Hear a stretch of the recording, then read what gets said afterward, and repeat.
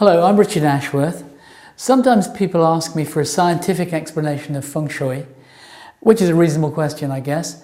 And what I tend to say is something like, if you grow tomatoes and you plant them in January, don't expect great salads. Even worse if you plant them on a north-facing wall. Now, feng shui has grown out of the observations of a series of Chinese geniuses over millennia. They didn't make these ideas up just to confuse Europeans. What they saw was something that was so. Now, when you got up this morning, you didn't go, gosh, today feels like the 27th. I doubt that you did, because it doesn't feel like anything. The 27th of the month is just a convention to make sure that I'm here when the camera's here, not tomorrow when the cameramen are and I'm on holiday. That's what calendars are for. Feng shui is based in an observation of a real cycle of time. Because it may be that you woke up and you said, this feels like Monday. Now there's a real cycle which is related to the seven visible planets. It may be that you woke up and said, this feels like autumn, because you know that. It may be that you woke up and you said, this feels a little bit bloody late because it was 11, but you can tell. And feng shui is based on this closeness to the earth, an awareness, a natural awareness of time and space. Now, let me give you a little exercise that you can do so that we can illustrate this, and also so that you can see what I do when I'm doing feng shui very, very simplistically. So find yourself a space, whether it's a room or a house or an office or a town or a nation, find the middle of it. How do you find the middle? You draw a line across the corners, corner to corner, and it's where they meet. Don't complicate it, it's really that simple. You may find that that puts you in a strange place in relation to the building, but that actually would tell me something about the building. But that's what you do. Position yourself so that you're facing south. Now, if you don't know where south is, it's where most of the light is. If you don't have a window in that direction, it may be hard to do. You'll need a compass anyway to get it right. So I want you to be sitting down so you're facing south. Now, south is towards the horse down there, where the sun is at its highest. South represents the noon, because that's when the sun is at its highest. South represents the summer solstice, because again, it's when the sun is at its highest.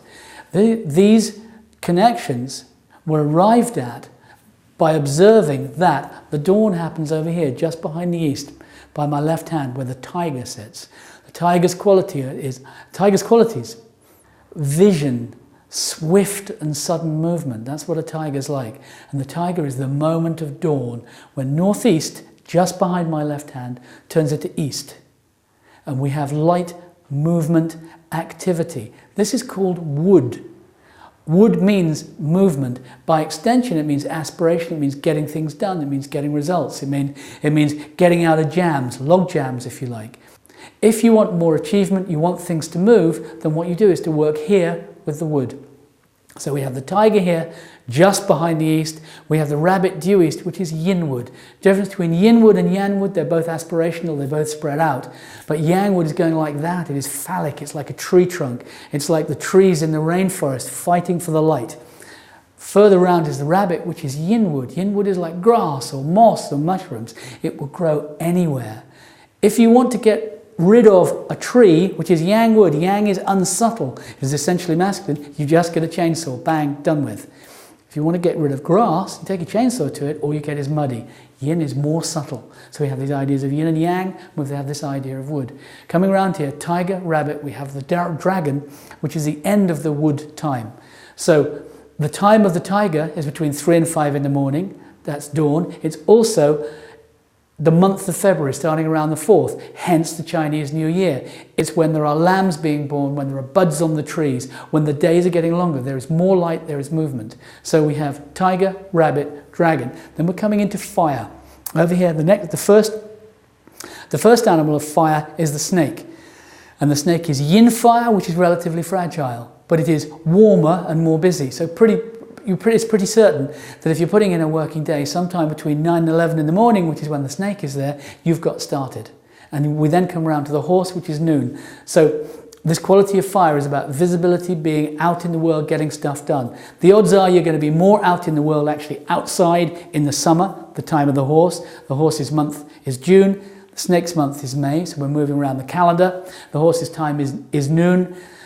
So we're also moving around the clock. So by extension, this quality of light is about fame, it's about visibility, it's about promotion, it's about imagination, it's about enlightenment. And then we come around to the sheep, which is the end of the fire, which is like siesta time, the sort of rest after the extreme of fire, coming into the southwest. Southwest is reckoned to be about relationship and about the mother and so on. Also, you want more of these qualities, you work here. Broadly, there is more to it. Sometimes it isn't a good time to do these. Sometimes it's not a good time to activate particular areas. But the quality of relationship broadly sits here. And the quality of fame broadly sits here. So we come around the southwest to the monkey, who is metal. Now metal, that is yang metal, it is tricky. In its extreme, it is aggressive. It's about accuracy. So yang metal is about authority. In its extreme, it's about war. So the dates of wars tend to be monkey years and monkey months. Revolutions particularly, 1789, 1776, 1848, and so on.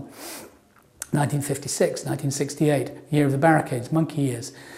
So metal is about this quality. Metal is also about education, about precision, getting things right. It's about counting things up. And the time of the monkey is the late afternoon. So it's when schools close, it's when banks close. It's when traditionally, in the traditional Chinese family, the father came home and made sure the kids had done their homework and taught them whatever they needed to know from Confucius. Coming around, this is still southwest, we come to the rooster in the west, which is yin metal. Yin metal is still about accuracy and precision, but more about proportion. So it's about art and jewelry and the skin and those sorts of things.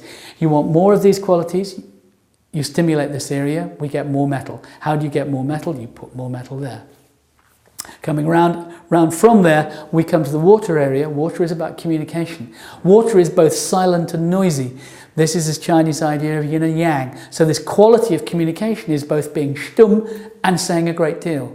So we come to, from the rooster, we come to the dog, which is like a watershed between this area of aggression and activity and the stiller time of the night. It's the time of autumn, the time of the harvest festival with the dog.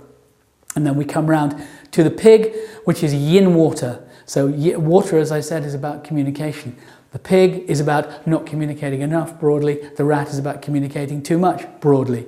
But the rat covers the hour.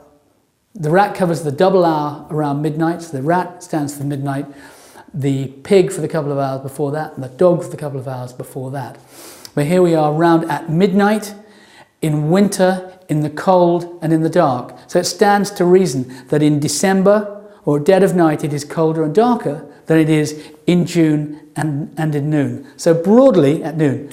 So broadly, if I'm working with you, what I'm doing is either building up aspiration, building up visibility, building up precision, or building up communication. There's more to it, but essentially that's what I'm doing. Building it up or reducing it. And this is where the qualities are. If you were simply to work with those things in those areas, you will tend to see changes in those things over time.